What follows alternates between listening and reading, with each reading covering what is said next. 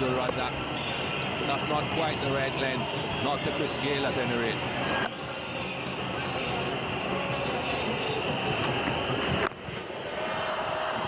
And now the single. There's some sensible batting going on. And it's a good opening combination. Wavell Hines back up to the top of the order.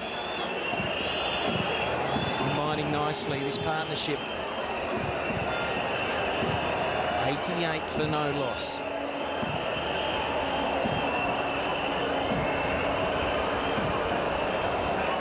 The best start the West Indies have had in this tournament, and of course throughout the entire West Indies season.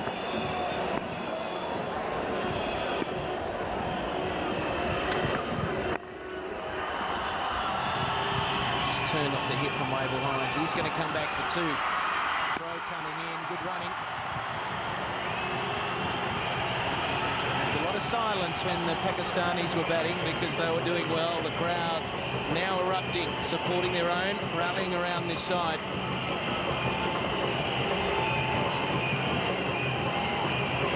They were disappointed yesterday, the crowd here at the Bose Shore Stadium. Didn't get a great deal to cheer about.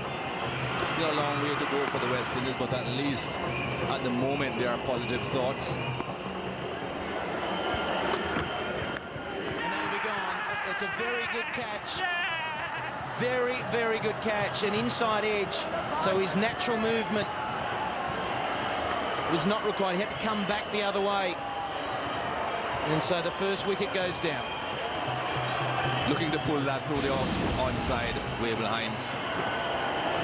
Ball was well wide of off stump, but he shuffled across, looking to put it onto the onside where there are so many gaps. The under edge taken and a good catch taken by Kamran Makmal. Pakistan get their first wicket. It's 90 for 1.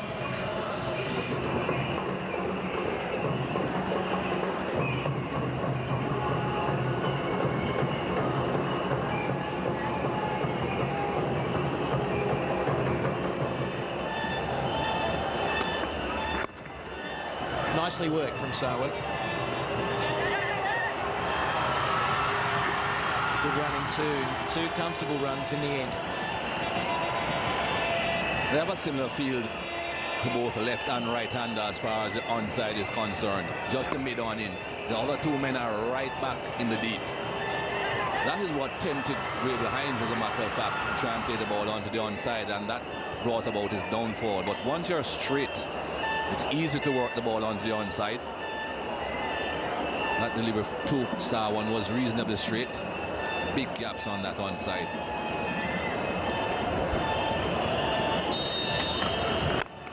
That one brilliantly caught.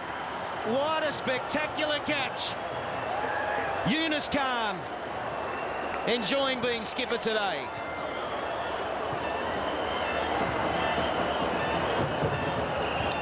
Had to make the adjustment from being straight to being just about off stump, Abdul Razak, but he just tended to drift a bit too wide. But brilliant fielding has paid off for him. That was perhaps a fraction too wide of off stump, but have a look at that catch. That was well struck by Ramirez Sarwan, but Yunus Khan held on. Absolutely brilliant catch. Catches win matches, you hear that so often. It's 96 for 2. Changing the batting order. It's Shivnarayan Chanderpaul entering the arena. And Arko Morton was batting 4 in the previous 2 games.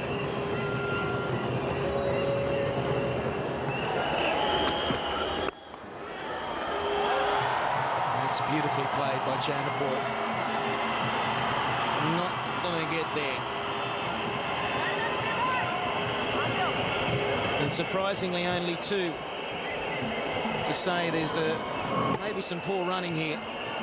Pretty ordinary running. Chris Gayle not really sprinting between the wickets here. Chanderpaul could have gotten the 3rd run quite easily. It was Chanderpaul, of course, who had to also wait for the ball to go past the fielder. Chris Gayle just jogging. That is pretty ordinary running. Well, it's giving up a run, isn't it? You're trying to win a match. You've got to get in excess of 300. Everything has got to be run with purpose. Yusuf Yohana showed that. And Chandapur. He's nipping through for 2. It's only ever 2 in that one. It's 106 for 2.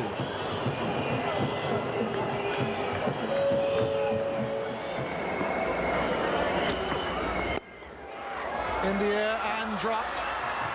Might just have carried, I think it did. May just have been fooled by the lack of pace. Yunus Yohana just diving forward. And there's a little bit of quarreling between the Pakistanis at the moment. Drop shot. Yusuf Yana being a senior member of the team, trying extremely hard, and whatever was said to him by Abdul Razak didn't go down too well with him. I think he was deceived by the lack of pace. It got to him a lot slower than he expected. And back overhead. Maybe that's for Yusuf Yohana. No lack of pace there. That's a very good boundary, very safe from Shivnarine Chandapal. He's got this great ability to play all around the pitch. Difficult shot to execute. Didn't get to the pitch of the ball, but the arc of the bat was straight, so that he could take it away straight over the bowler's head. No problem whatsoever.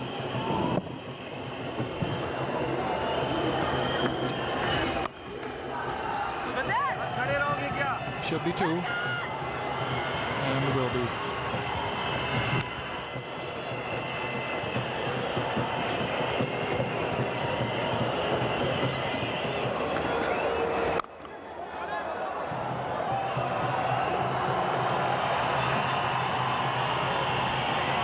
He's a powerful hitter. A very, very sweet timer of the ball. Afridi was quick through the air and also overpitched this off-spinner. Once it got past Yunus Khan at cover, fielder at long off had no chance. And the full shot gone for 4, first bounce. Successive 4s from Gayle, as the crowd jumping once more. This is great hitting, sensible hitting from Chris Gayle. Picked up the length so early on this occasion, went back, used the depth of the crease, and hit it over mid-wicket with utmost of ease.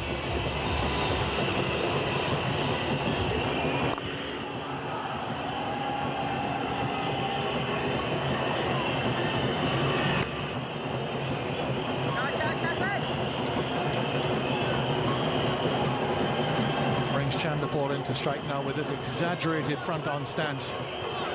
I was looking at 2003. The series against Australia was nothing like this. Come right around now, Chandapur.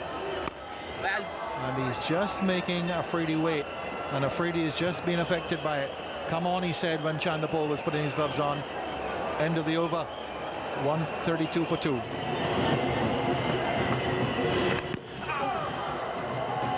That was a millimetre away from that off stump, no more than that. He was going nowhere with the shot. There's a deep mid-wicket in place. Inside edge and very close to that off stump. Very lucky, Chris Gayle.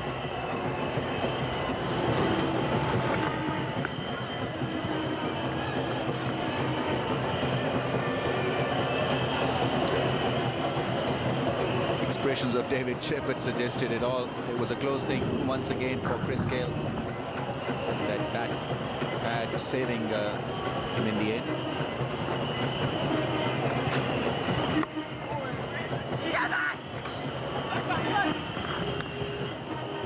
I think Gayle's happy to get off the strike for a moment. Just in the last over or so, last couple of overs, he's looked a little bit vulnerable. Just going through that period where batsmen just tend to lose concentration a bit.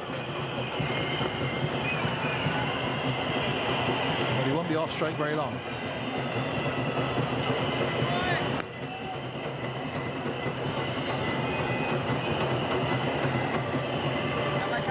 West Indies learning from what they did wrong against Shahid Afridi. More keen in working the ball away towards the onside. Shivnarine Chanderpaul has been very smart. He gets inside the line of the ball and tries to sweep him, paddle sweep him.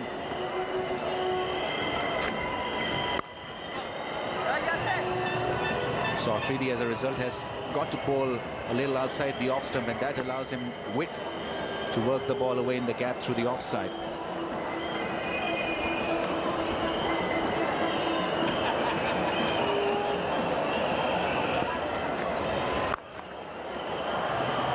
But he's hit that with one hand. Shabir Ahmed has to get around to make the save. 2 runs have come off the last ball of the over, and 6 in all from the over. 142 for 2.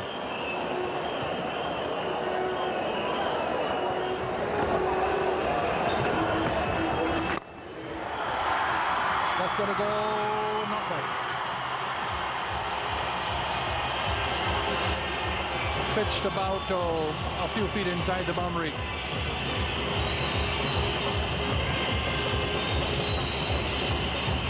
He could have miscued this drive, provided there was some spin on the ball. There was nothing there on the ball.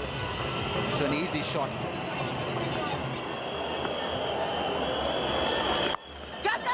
There's a sweep. Off the top edge in the middle. And they'll come for a second.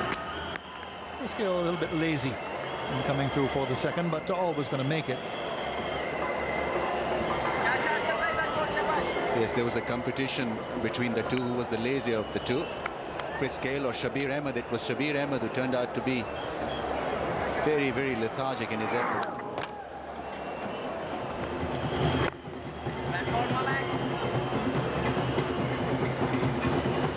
Just on the strength of the way Courtney Brown was striking the ball yesterday, and it was all too late. He hit some nice sixes, and it just looked like he was in some sort of nick. I know he hasn't scored a lot of runs. He got a 60 in one of the test matches, I believe. And this will be in the air for quite some time. The fielder's under it and makes no mistake. Shabir Ahmed is the catcher in the deep. Chanderpaul trying to pick out the gap, that extra cover, and it went horribly wrong. And this didn't have to happen. Shivnarine Chanderpaul trying to hoist that one over cover. Seemed to hit high up on the bat, seemed to get too much under it. And a simple catch. West Indies lose their 3rd wicket. Chanderpaul gone for 33 on 71 for 3.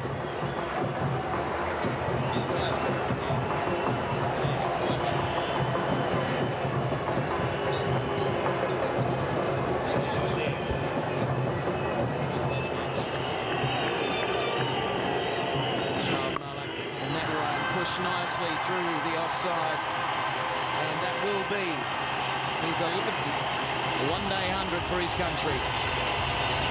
Nicely played, Chris Gayle.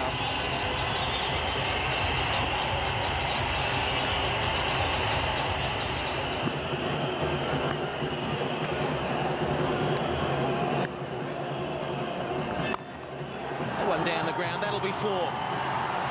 That's more like it.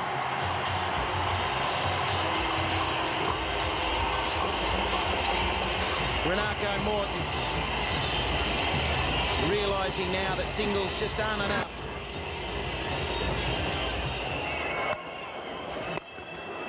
And will that raise it?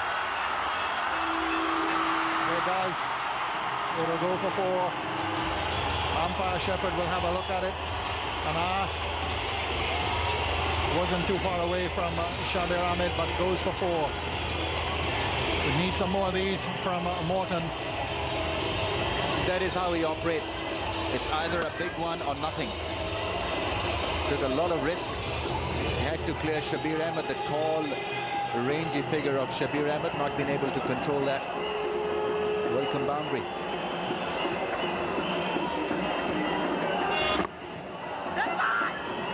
Now chance at the bowler's end and missing, and they'll come back for the overthrow.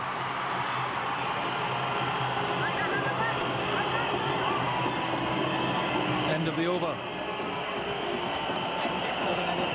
204 for 3. He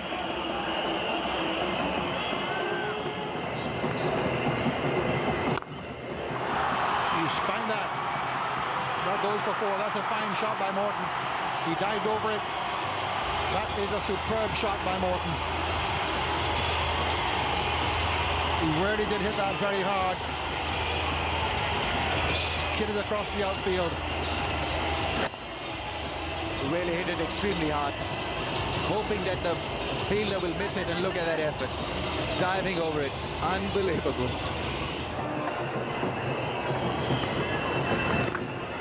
Now, ball holding up on the slippery outfield. They should come back for a third here. Morton will. They want to throw down to the bowler's end, but Gayle will get there comfortably. So 4 off just 1 delivery because the first one was a wide.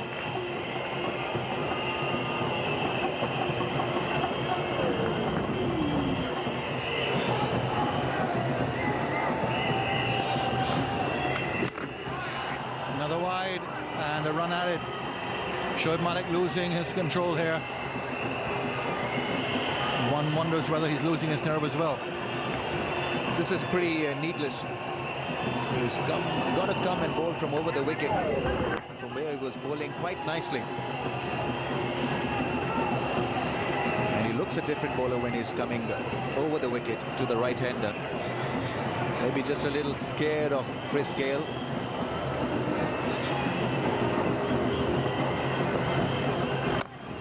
That's gone. Shabir is coming around, will take the catch. Couldn't quite make it out of the ground. Ranaka Morton got the height on it, but not the distance. He couldn't have done any different. He had to go. And Ranaka Morton is being caught in the outfield. Hush comes over the Bushy-Joe Stadium once more. This was always on the cards. He either hits or blocks. And it had to be a good hit to clear the field. Good running catch by Shabir Ahmed. Under pressure, performed well. It's Morton who leaves the field after contributing 27 runs, 220 for 4.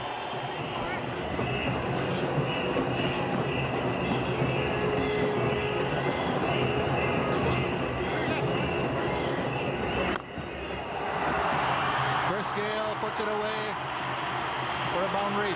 Batsman crossed while the ball was in the air. A wicket in the over. But that makes it 9-10 in fact. In the over with the wide, and another wide makes that 11.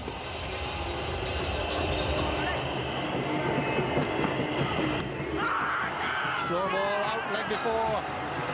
Dwayne Smith goes without scoring. Very, very similar fashion to the ways he went against South Africa, but it was a slow ball on this occasion. He went right across it, and the danger of Dwayne Smith, and it always is a danger, is eliminated quite quickly. Looking to hit the ball extremely hard. It hit his back leg. Not great technique when you're trying to lift the ball over mid-wicket. Got to stretch yourself forward to make sure that you don't come in front of the stumps. Gone for naught. 225 for 5. West Indies now with well, a mountain decline which is even higher than the Pitons here in St. Lucia.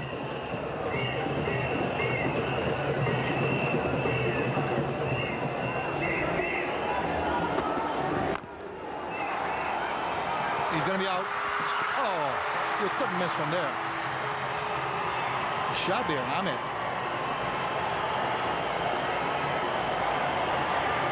He'd be expelled from any bowls alley anywhere in the world for that. He missed them all. I think in the end he got confused whether to hit the stumps himself or whether to hit the stumps with the ball.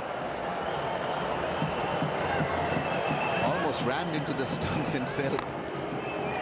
Absolutely extraordinary, really, to miss the target from that closer range. Well, that's really poor cricket on all counts. Bravo just didn't know where the ball went, and he was taking off. He doesn't want to run Chris Gayle out. No ball, and well struck. Should be a third here.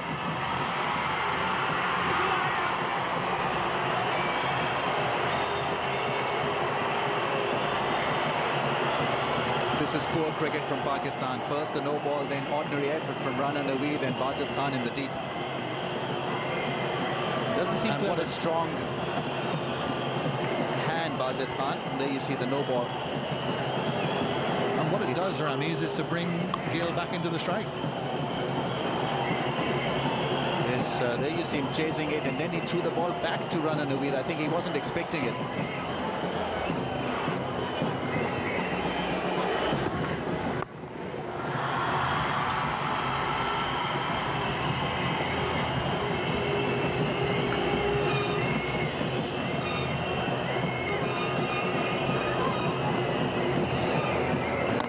Of that missed chance. That'd been an easy target. How could you have missed that? A lot of smiles around.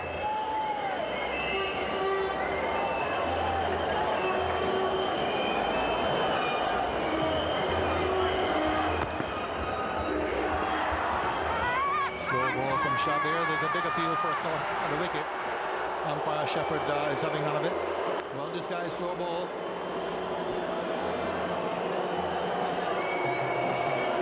Kamran Akmal thought it was close. Have a listen. I think there was definitely part of the gloves hitting that ball.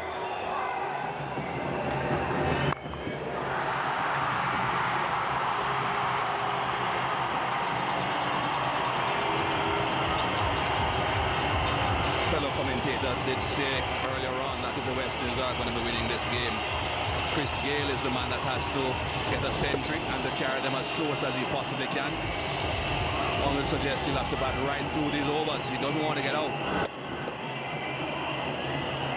That's exactly why he's got to be there at the end. And that's exactly why the West Indies are still in with a chance, because he can hit the ball just like that last one. Oh, that was powerfully hit again, straight down the ground. One thing Chris Gayle will know is that Bravo will be rushing back for second runs whenever possible to get him back on strike. And just a slight misfield. Rashid Khan was at that stage, dead straight. Narrowly missing the stumps, but there's a bit of pressure out there now on the Pakistanis. They haven't felt it in the initial 2 one-days.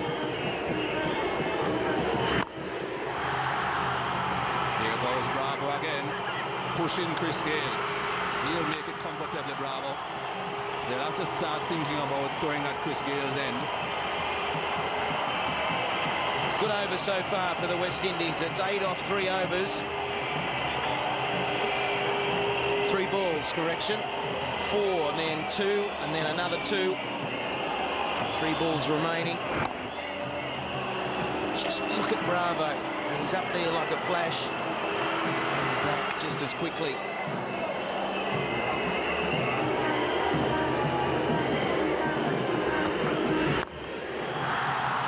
Don't think he'll be taking his arm on this time. Just a single. That's good though. 9 runs from the first 4 deliveries. What Pakistan are looking for at this stage, of course, is dot balls.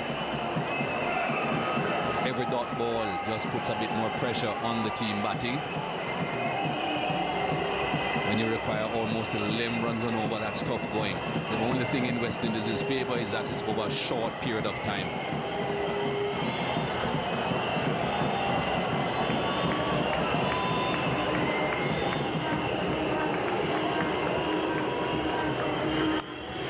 That's gone for 4. That will help. Big over here. It'll bring up the 250 for the West Indies as well. Razak getting too much on the leg stump. Bravo flicking it extremely fine.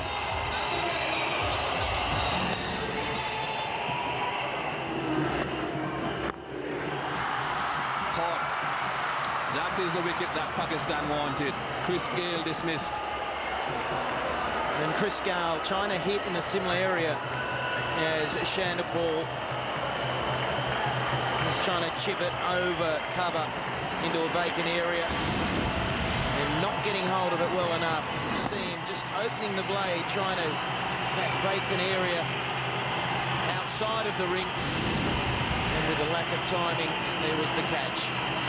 It's been a brilliant innings, though. 124 for Chris Gayle, 250 for 6. No time to play himself in. It's all or nothing. Not necessarily meaning throw the bat at the ball, but immediately getting the scoring on the way. Singles, twos, whatever.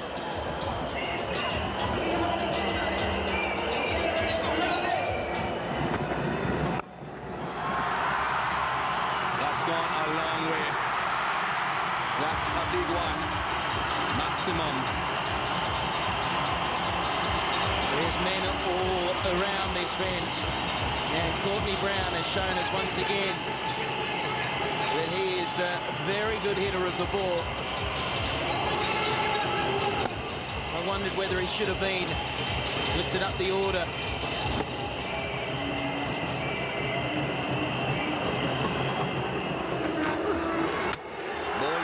Slow delivery again. Second time we have seen that slow delivery defeating a West Indian batsman. Excellent deception from Rana. And he probably worked out the previous over, seeing Bravo overhitting most of the time. But the slow ball was going to be a good option, and really it beats him all ends up. Bravo nowhere near it. Face says it all. A nippy little innings there from Bravo. It's 263 for 7 now.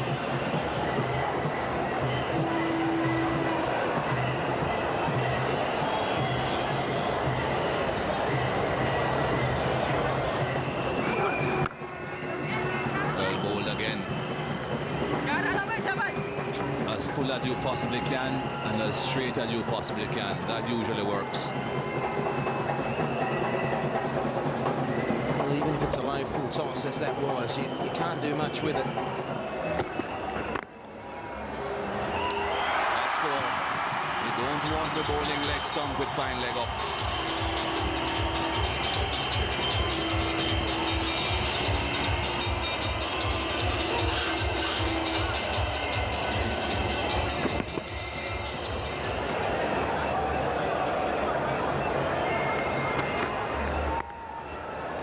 Slow delivery. West Indies require a bit more than 2 runs per delivery now. Can see the release, the wrist not being behind the ball. It's a complete reversal of what is normal for the fast bowler. That's a leg spinner's action.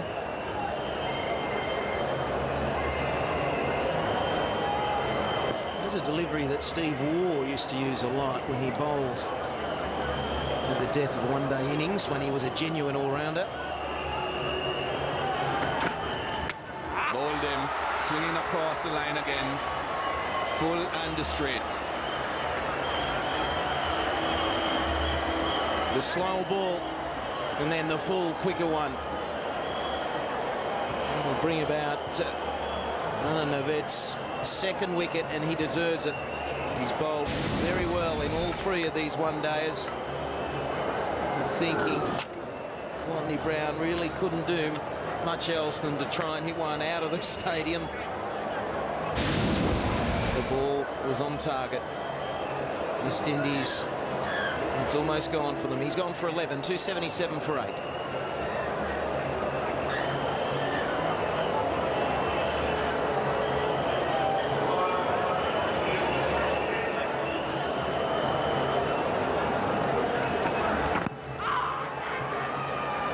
Confusion. He gets back there. Definitely missing leg, but again the length was so full. Top class batsmen struggle with those sort of deliveries. Pedro Collins coming in at number 10. I think it was worth an LB shout. Always angling down. No, it's going past a long way.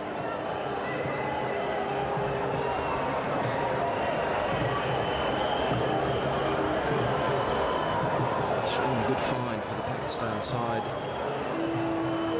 on an event. He came to Australia last year once a couple of injuries, and since then has made a big name for himself.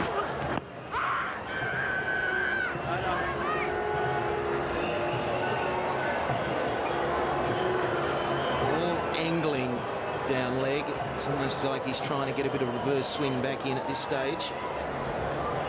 Hitting him in line with the stunts, yes, but missing leg. But again, the length, not quite the right line, but the length is so important. Pedro Collins, well, we know he's not all that hot with the bat, so you wouldn't expect him to deal with it that well.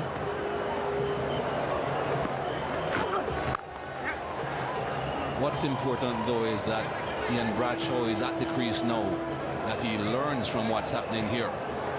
He's at the crease. He's now realizing how difficult it is to get away the ball once it's full and straight.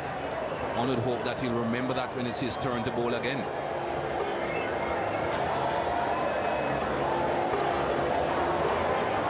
It's all a learning process, this game. Even after you've retired, you're still learning about this game. If you don't learn, well, you don't progress.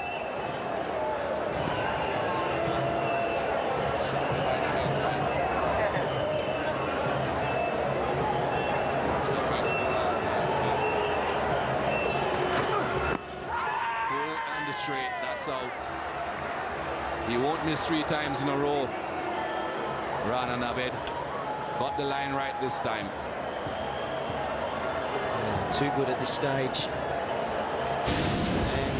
And you hear the West Indians talk about processes. Well, the Pakistan are able to execute them. And they know what they have to do. Bowlers, particularly Rana now, spot on. 279 for 9. Just 1 over to go. I'm not too sure exactly what Ian Bradshaw is discussing there with Corey.